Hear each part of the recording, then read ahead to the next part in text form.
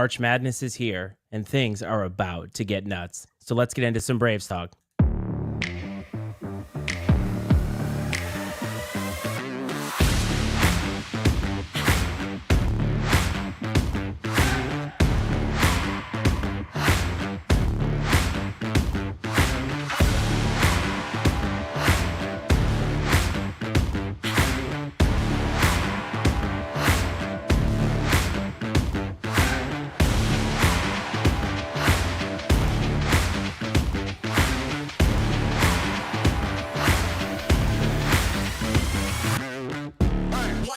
As the march to the Arch reaches its final destination, the Braves get ready to do battle for Valley supremacy. Welcome to Braves Talk, everybody. It's the Iceman, Matt Freites, and across from me, the pals, Coach and OG. Welcome, guys. Iceman, Dad, Braves fans, welcome to Braves Talk. Super excited about this. It is Arch Madness week, which is one of the funnest weeks of the year for me. The Valley tournament is one of the best tournaments in the country, certainly on the mid-major level, and I'm really excited and super pumped about our guest today. Dad, how are you feeling? I'm feeling pretty good. Tired, but it's been a long day. Always ready for a show. So as the coach alluded to, we do have a guest. And tonight I'm very, very excited to bring in one half of Bradley's ESPN Plus coverage team, and that is Matt McClain. Matt, welcome to Braves Talk. Thanks for taking out the time, my man. Yeah, thanks for having me. I'm a big fan. Can I say I'm the first guest on Braves Talk as well? Is that right? Yes, you are. You are 100%. And it's going to show in the production of this show as we fumble through this whole episode and try to make this happen. But yes, you are the first guest. And I think I speak for Coach and Rick that we hope it's the first of many. Yeah, absolutely. Yeah, absolutely. I'm super excited. Well, we are excited to have you. So you come with credentials. Obviously, I mentioned that you are one half of the play-by-play team for Bradley's ESPN Plus crew, but you were actually at the game in enemy territory this past weekend at the loss to Drake. And we don't want to belabor the fact that it's a loss because we really want to talk about Arch Madness, but I would love to hear about your time that you had in Des Moines. First off, it was an awesome day. Couldn't ask for better weather to travel 4.5 hours each way to Des Moines. Ooh. Would have been a lot better if Bradley got the victory, but it was the Knapp Center, nice venue, 6,000 attendance, and it's kind of like a big, very, very nice high school arena. Like, it doesn't feel like you're stepping into a college atmosphere, kind of. It's like a little bit of a bowl. And anyway, senior day, I thought they would have a sellout. It was like probably about 85% full. Pretty loud, probably the second best environment we were at this year. My wife and I go to a lot of the games, so we went there with my in-laws as well. And pretty good atmosphere, second to the Indiana State game for sure. But, Bradley played pretty well for 34 minutes. There was that 4.5 minute stretch at the end of the first half that really killed the Braves. Drake goes on the 17-3 run, I believe, to end the first half. And, kind of the way it's been all season with Bradley is one little lapse in judgment lets a team go on a big run, and that's kind of the difference in the ball game. It's been probably 5 or 6 of Bradley's losses have been that case. So it's tough to have the last game of the regular season be another learning experience. You would think that and hope that they would have learned that lesson by now. But hey, if you're going to lose a game at the end of the season, make it be the regular season finale as you go into Arch, and don't lose it again now. Yeah, and Brad and Rick and I talked about what was there to play for in this game. Now, Rick, you said there was a lot to play for in this game, and so I think that there are takeaways that can be had. So why don't you start us off with some things that you took away from the game? Yeah, well, if you look at the stats, I looked at it a little bit ago earlier, and if you didn't know what the score was, and you look at field goal percentage at 50% for Bradley, 40% roughly for Drake, 3-point percentage, we beat him by 10 points almost there too. It was like 31-23. You'd have sit there and thought we won by 8 instead of lost by 8 just on those two statistical categories. Then you look at turnovers, 16-8, 25-11 points off those turnovers. Then we go to fouls, even though the number of fouls was not that drastic, like 4. The free throw attempts and makes, we were perfect, 7 for 7, and they were 96%, 25-26. That was the game. So, and that just tells me we're fouling the shooters while they're shooting. We're not fouling much on the floor, but we're fouling the shooters. And that, to me, tells the story of the game right there. Yeah, I agree. I think that it was the tale of, you could look and kind of tell the story of this game by those two statistical categories, turnovers and then the points at the free throw line. Of course, there are other little things we could point to along the way that, Matt, you alluded to some of the lapses in judgment that happen here or there, and it just sort of turns into, those mistakes start to compound themselves, and then you see Drake go on a 17-point run. So, that you can't win games this time of year playing that way. And I have all the confidence in the world that the coaching staff and everyone's working hard to clean those things up. Another bright spot, though, been banging this drum for a couple weeks now, or at least a few games, is Connor Linke. Man, I thought he came in and gave some good minutes.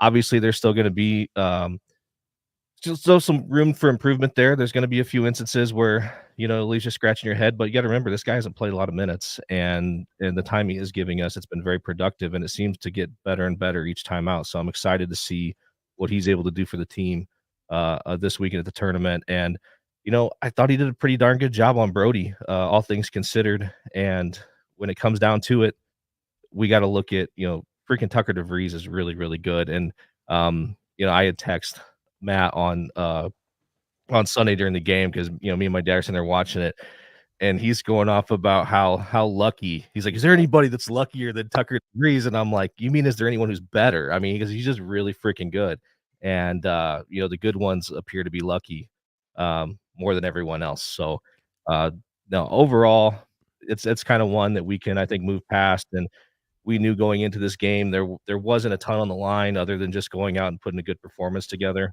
maybe bolstering your resume a little bit for postseason opportunities.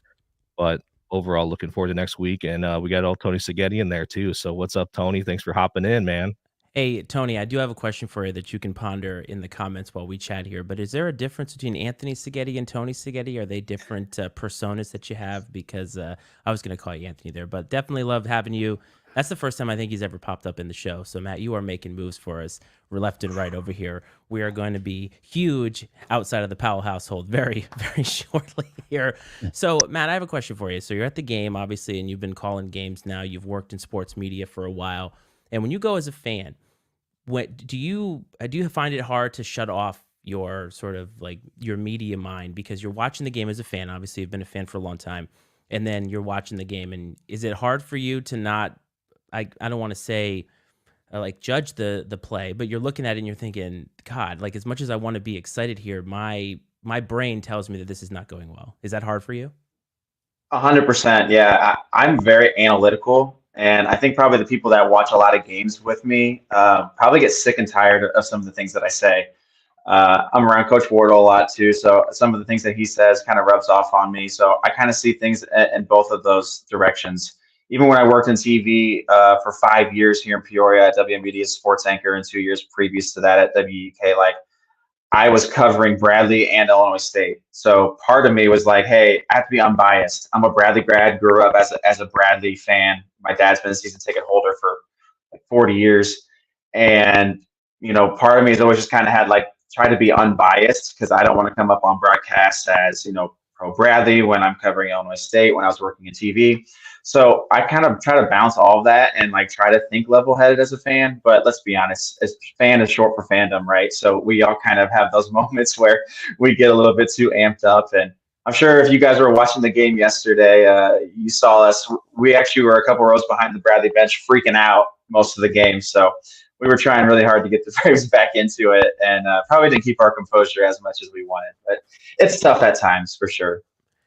I just think about all of the big time announcers and broadcasters, how they always get blamed for being a homer for a certain team. So I think you just need to lean into it. You could be the next Joe Buck for all we know, because he gets blamed for hating everybody now, right? So I think that you should just lean into it, my man. But that's pretty fun.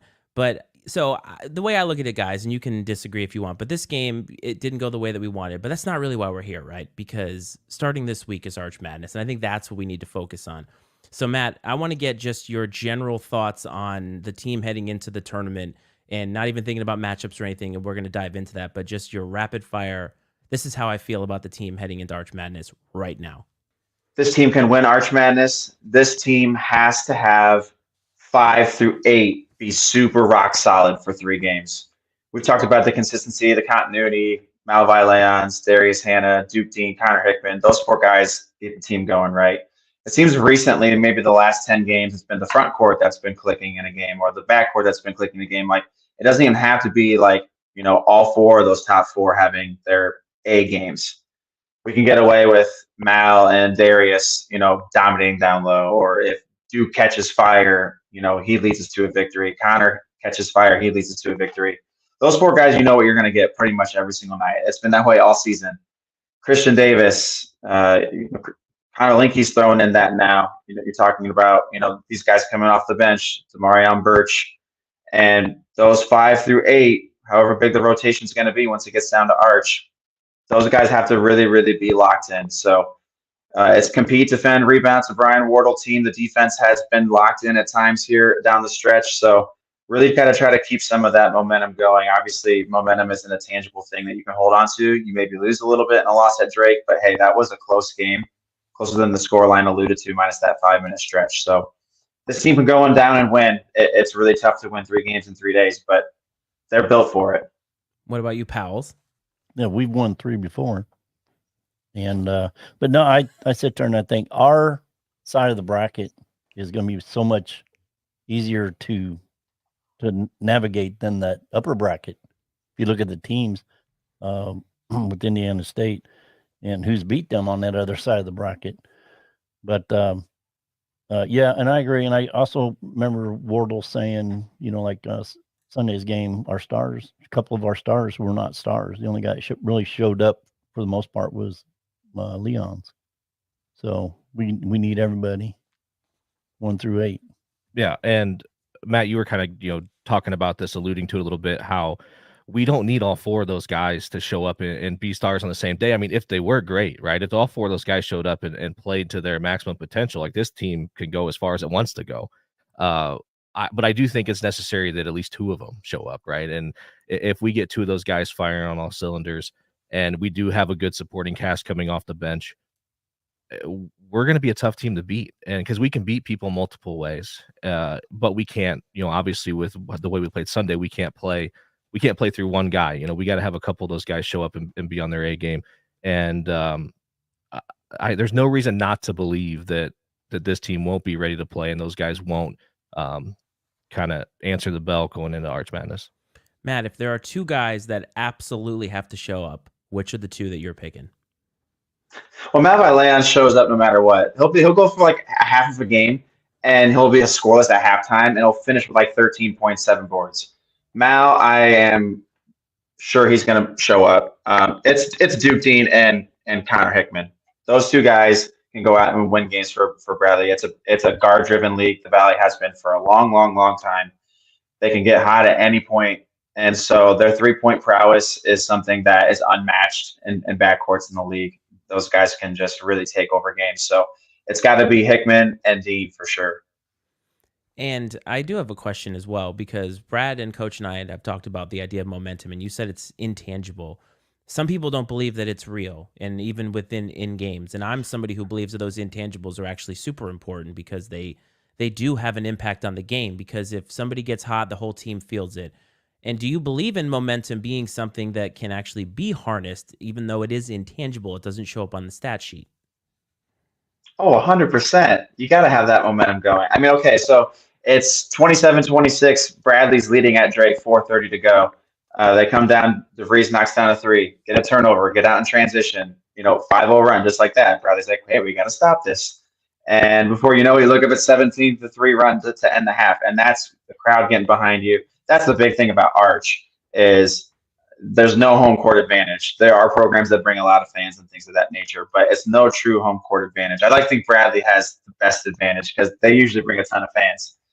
However, that momentum is definitely something that contributed to that victory for Drake. And it is something that, it's not like you can say, hey, this is what won you the game, but it's just that feel of the energy for sure. I think it's something that is truly an asset. So I have a question, Matt. We talked about momentum and things like this, or like intangible things. Obviously, with your proximity to the bench and the floor when you're broadcasting, and I'm not sure where you sit when you're just there as a fan, but obviously you're fairly close to the program. what sort of things are you maybe aware of? And I don't expect any sort of like, deep secrets or anything, but what sort of things maybe are you more aware of than the average fan?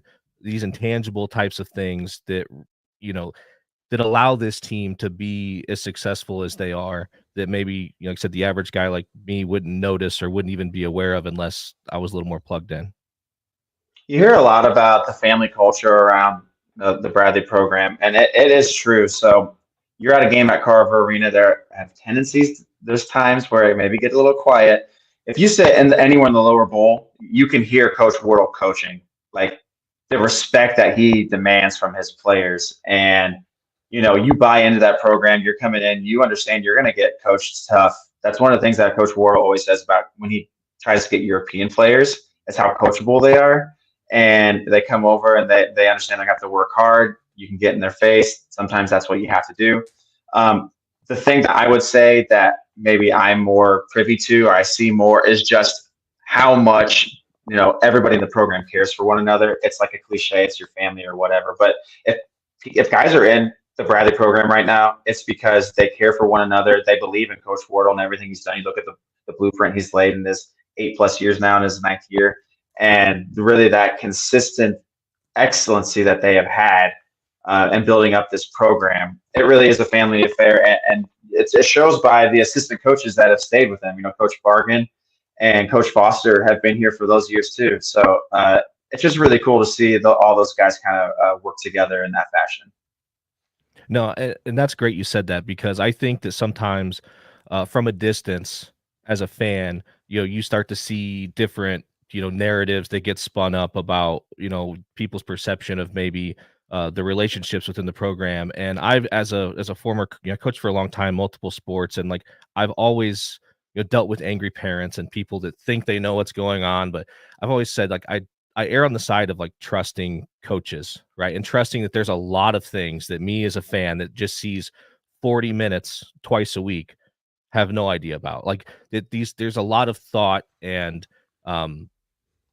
rationale that goes into these decisions, and whether it's substitution patterns or lineups or the way that the players are handled in different situations. Like I believe it's all very well calculated, and I don't think for a second that you would pull a player to the side and that they would express your crazy fan opinion and that they would agree with you. I think they would be like, no, like this is what happened. Like I was wrong, or I was supposed. I think from what I gather, coach seems to be a pretty straight shooter. And I think those guys respect that. I mean, I respect that just as a person, and I always tried to coach that way. And I think that maybe we don't always know the full story. And so I think that's important to remember as fans. Coach Wardle coaches with his emotions on his sleeve. And if you go to a game and you have any questions about whether he is interested or not, you won't have it, because you can tell how committed he is and how passionate he is about it. So I would much prefer that than the opposite end of the spectrum, somebody who doesn't care at all, which maybe we had before. I recall when he was, playing in high school football. I remember one time he got me on the phone and, was saying Dad, he didn't have very good practice, that coach was yelling at him, kind of the biggest part of the time at practice and that. And my lesson to him at that time was, don't listen to the yell, listen to the words the coach is speaking in that yell, and that will take you where you need to go. And I think those were pretty good words to you at that time, wasn't it?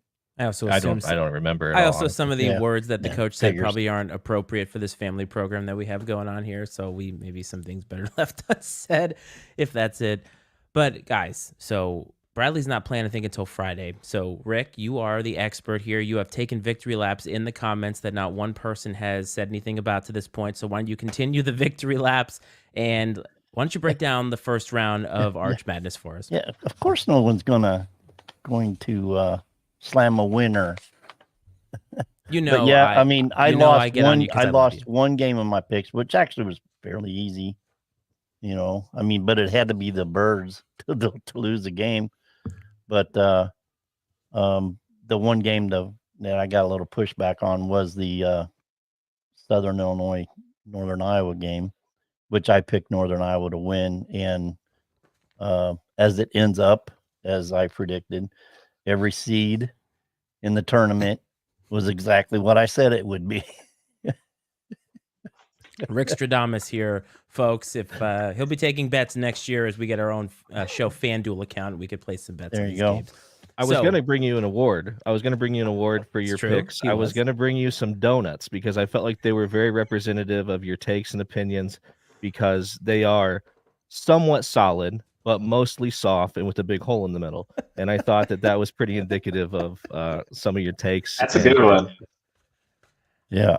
But don't call him the prognosticator for nothing, folks. Yeah. So why don't we actually get to what we're here to talk about? And let's talk about the first round, Rick, because I know that you have scouted all these games. So give us a little bit of breakdown of the 3 games we can look forward to in the first round.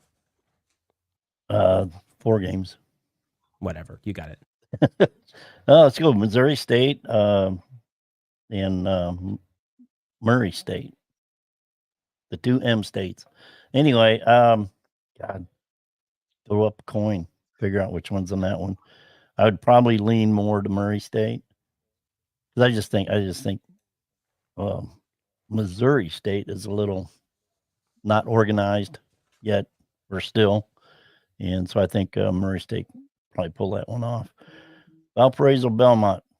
To me, it's easy. Belmont will take that one again. Illinois State Evansville. The way Illinois State has played lately, or last game, I'll go Evansville on that one. And then UIC Southern. That's toss up also.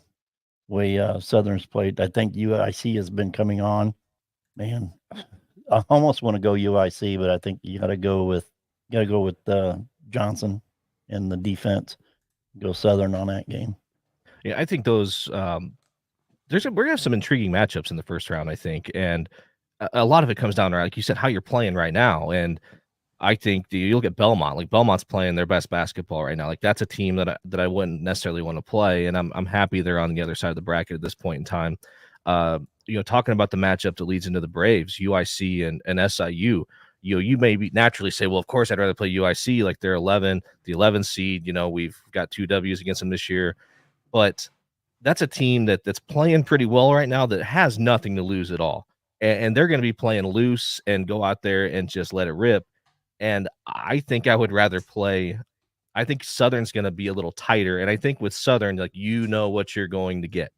And truthfully, I feel better about the team that maybe we match up better against and that we know more about in SIU than I would about a on fire, like I said, carefree, nothing to lose UIC in that situation. That always you get those underdogs or those lower level teams, and they get a little hope or momentum, like we talked about. And I think they could be dangerous, and I would just prefer to avoid that situation in general. And I mean, let's be honest, it doesn't matter who comes out of that game. If we're who we think we are, we should take care of business. And Matt, I'm curious kind of what your perspective is, because you've called games with these teams, so you're maybe a little more knowledgeable about the ins and outs. Yeah, I don't think Bradley has a preference on who they play. They're just going to take whoever they come with. I know today in the weekly teleconference, Coach Wardle was like, "Hey, we're just going to do prep on the 2 games we played against UIC, the 2 games against Southern." I looked back at the games. The 2 wins that Bradley had over UIC. Dean and Hickman controlled the game in Chicago, and then it was Hannah and Leons controlling the game in Peoria. It's kind of one of those pick your poison moments. So they found ways to win against UIC both times. Obviously, coaches, you mentioned UIC has been playing really good basketball as of late. They just took Drake to triple overtime up in Chicago. So, they're playing with kind of, let's just go out there and play. We don't have anything to lose right now. And then Southern, they might be down a little bit since they got bounced from that 4 seed. So they might be a little bit hesitant, But hey, they got to go and win 4 games in 4 days. It's going to be extremely tough. And the games against Southern, obviously, Bradley had that huge come-from-behind victory, 23 points, the most in program history, down in Carbondale. It's a game that I think most Bradley fans will remember for a long time. I know I will. That was a crazy game. And then they just destroyed Southern, the other night at Carver. So kind of 2 game plans that were extremely different between the games that Bradley played in Carbondale versus in Peoria. So, look, they have tape on both of these teams, ways that they can beat them. If I was saying who I would prefer to play, I honestly think I would prefer to play UIC.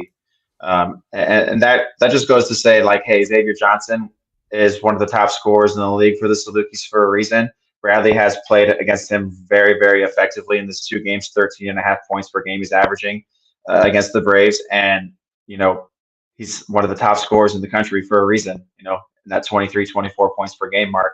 Bradley's held him to under 14 on average in the 2 games that they played. So, Bradley's got the reigning defensive player of the year, and Leon's some other really, really great guards up defensively as well, too. But Johnson is such a unique player that he's one of those guys who could pretty much win you a game single-handedly. It doesn't even have to be with points. It can be running the offense. So I think I would take my chance with UIC. If I was going to pick, I think Bradley can handle both of these squads, though.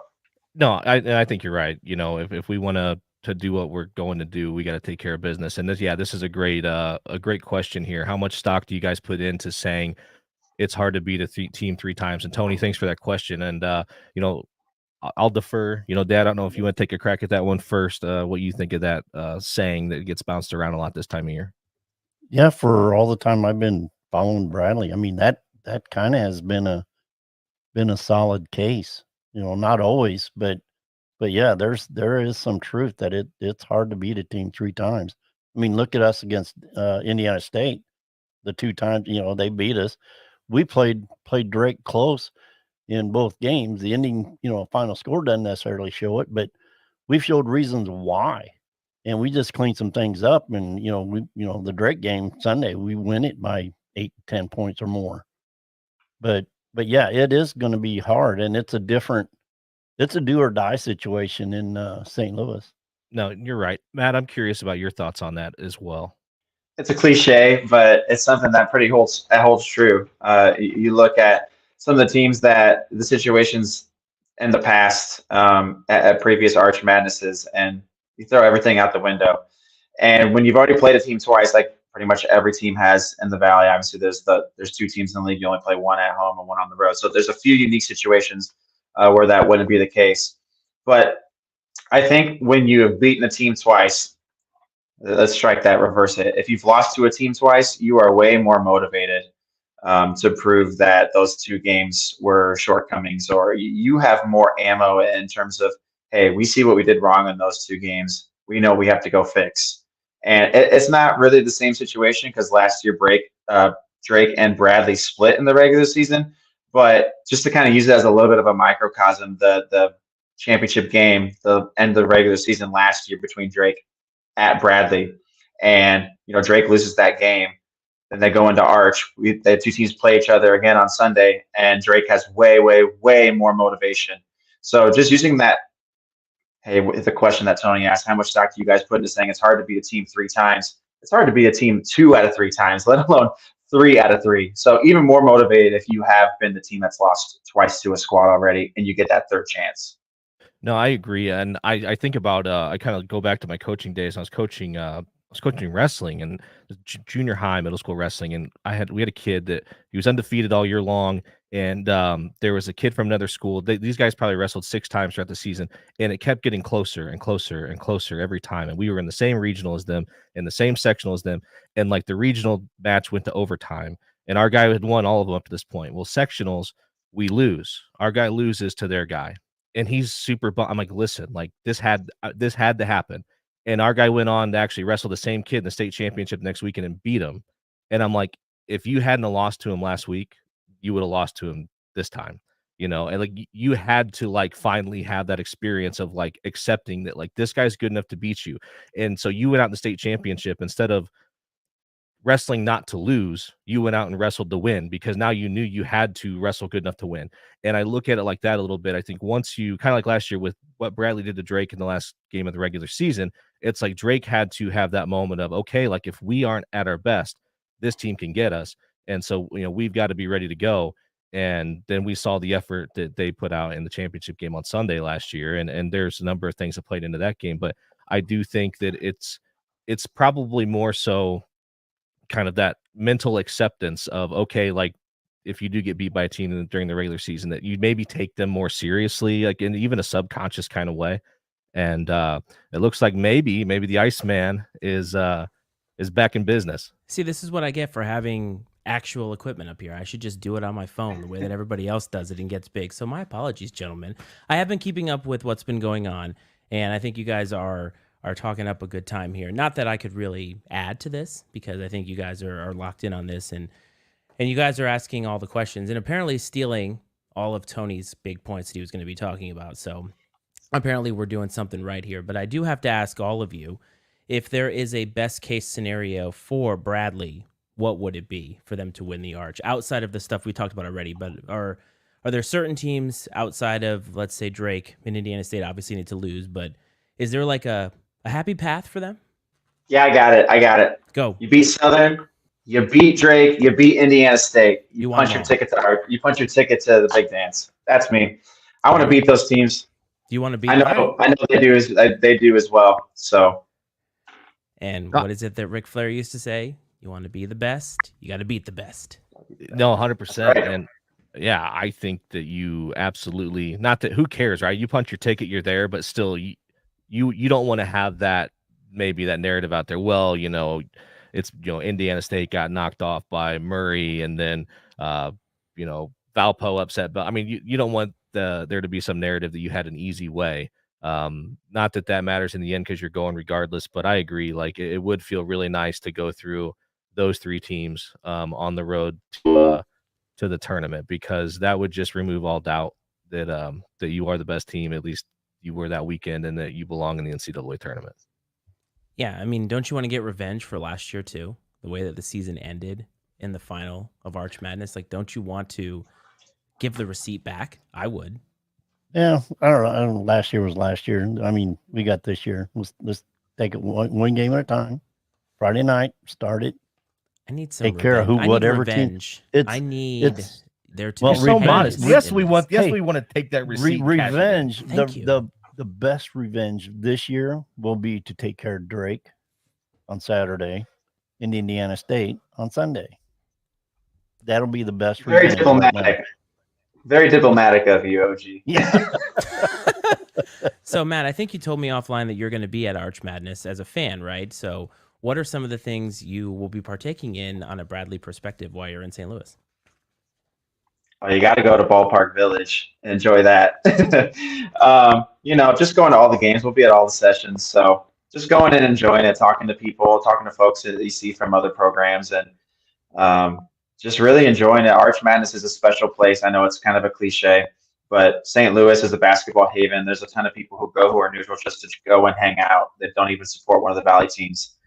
And so it's just a great party, great coming together, and it really helps when you win. And Bradley's been in 3 championship games in the last 5 years, so they definitely have the squad that can do it again. It's just whether or not, and we haven't seen it too often this year. We kind of just alluded to it, but Bradley hasn't played many perfect games. And there's no such thing as a perfect game. But just playing 40 minutes of defense, no turnover, like limiting the turnovers, and this team is going to have an amazing chance, an opportunity to win 3 games and punch their tickets. So just being a fan, going down and enjoying the atmosphere down at Enterprise Center, it's a great basketball venue. No, absolutely it is. And I'm hoping that maybe got some family conflicts that keep us from going down for all sessions, but hoping that, possibly we can get down, Dad and I can get down maybe Saturday night for the semifinal, and hopefully Sunday for the championship would be awesome. So if we do, we'll make a stop at Ballpark Village for sure, have a couple cold beverages, and enjoy the weekend. But I tell you what, I'm really excited to, I'm gonna have to watch on TV, but see how hyped the Bradley crowd is at 8:30 on Friday night. Mostly a well-lubricated Braves Nation in the Enterprise Center. Maybe some vodka Red Bulls or something, right? I don't know. Is that family friendly for this? Man, that brings back some college memories, let me tell you, and not necessarily good college memories. Easy, right? As my camera goes out again. Plus, college was like 20 years ago for me, so some of those memories are fading for other reasons. But I am looking forward to watching my very first Arch Madness, and watching it from the perspective of somebody who has become almost in love with this fan base and this team over the last month. I mean, we've only been doing this podcast now a month, and so far a lot has happened. And I know personally, even though I went to Virginia Tech and I'll always love my Hokies, this has become sort of like a second home for me. So I'm very, very excited to watch Arch Madness and see how things go, and to text with Brad about all of the ridiculous things that his dad is saying sitting next to him in the chair or at the arena.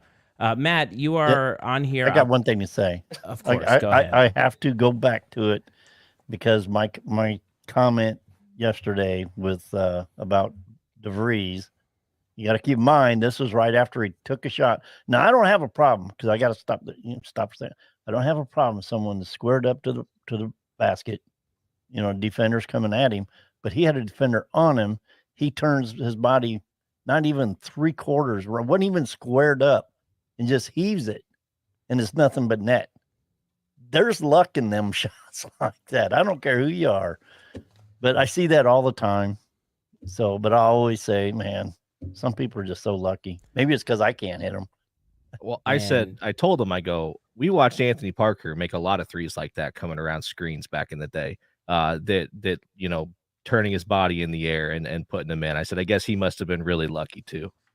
Hersey Hawkins, I think, was probably even better than Anthony Parker in that. But what those three guys all have in common? Like, they're studs, and they are all in offense, kind of pro style offenses where they're so good that the one player operates the entire offense for the whole team. Like, DeVries is coming off of screens, and when you're with Leons or Hickman coming behind, and they have a backdoor cut off of it too. Like, they run the same sets, but there's like 10 different things that they can do off it, depending on defense. And no matter how you guard it, they're going to have an open shot. And guess what? If they don't have an open shot, they're going to give it to DeVries. He's going to make a 25-foot fadeaway that you're like, well, I mean, hat tip. What can you do? Yeah. What's the old saying? Better to be lucky than good, folks. So, Matt, you are on here obviously as a Bradley fan, but I know that you're very passionate about some other things. So I wanted to give you the floor, being our first guest, to be able to speak to some of these things and go as deep as you'd like. So the floor is yours to talk about some of the things that you're passionate about other than Bradley basketball. Oh, we're going to get philosophical. Sure. The OG does it all the time. I don't know, man. I wasn't prepared for that one. Right. I love spending time with family and friends. I love playing poker. I love Pokemon. I'm like a 90s kid at heart, so Pokemon's my thing. And we travel a lot. We like to go to Disney. We're big Disney people. So my wife Jamie, and I know Jamie's watching, she told me not to shout her out, but I have to. We love traveling around. So yeah, that's pretty much it. I worked in a industry that, there she is. That's her comment. She loves Arch. I worked in an industry previously to my job. Now I work in healthcare. That 7 years working in television. That's what I went to school for, is sports communications. And it was just very grueling. And so, a lot of hours, a lot of weekends, a lot of nights. And honestly, the last 2 years where I've worked for my healthcare job has just been really eye-opening to how most of the world operates, enjoying weekends and having free time. So I've really just been enjoying that and leaning into a little bit more of the fandom side of my Bradley basketball joy. Absolutely nothing wrong with that, right, guys? So listen, man, it's been fun having you on here. But before we get out of here, Coach OG, do you have anything else that you'd like to either ask Matt or provide to our lovely audience tonight? Well, glad for everybody to come out. So many of the good questions, comments. Great for you to be here, Matt. Hope we can get together soon, maybe next week, talk about that deal with the Valley, and go from there. Nope, couldn't said it better.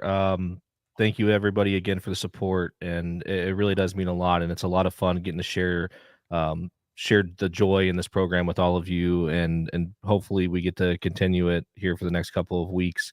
Really looking forward to that and all the excitement that comes with it, and really pumped about Arch Madness this weekend, and excited to see the team go out there and lay it all on the line. And there's nothing like March when it comes to college basketball, and Arch Madness does it better than anybody. And Matt, of course, to echo everyone else's sentiments, thank you very much for joining us. This was great, and do hope you could definitely come back in the future. Absolutely, I'd be happy to anytime. I do have one more thing, Matt. I see you're about to wrap up. Can I go with one more thing here? The floor. I thought I was super analytical. I had one more stat that I kind of want to talk about here real quick. Okay. So, OG, you were talking about free throws, and Matty Ice, you had mentioned, hey, you asked me what's like one thing Bradley has to do really well. Free throws, free throws, free throws. I took a little bit of a dive into this. This is kind of what I do for my prep for games. So I don't have a game to broadcast. So I want to throw this out there. Bradley's first 13 games of the season, they had shot 67% from the free throw line. And free throws attempted per game was just under 18. So obviously 67% from the free throw line, not very good. Getting to the free throw line 18 times is not terrible.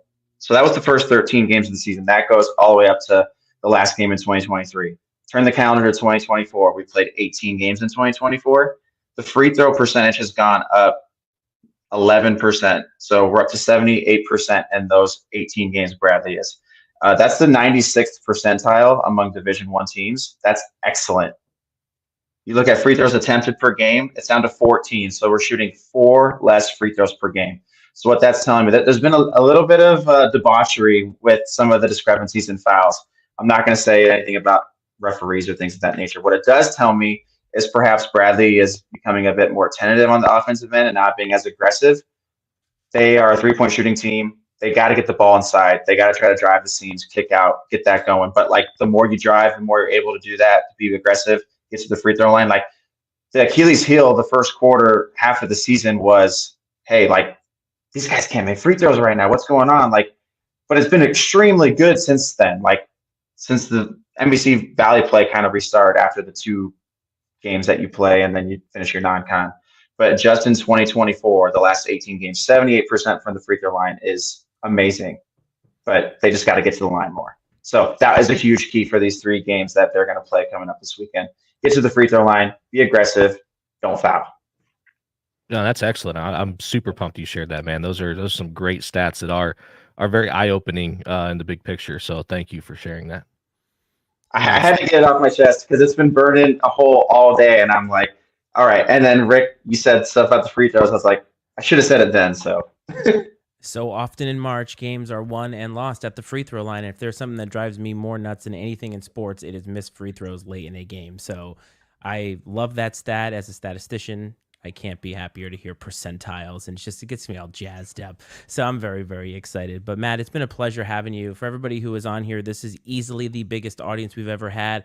I'm not going to regale you with all the social media stuff because if you are here, you already know how to find us, and you have been supporting us. So from me, the OG, from Coach, and from Matt too, I want to thank everybody.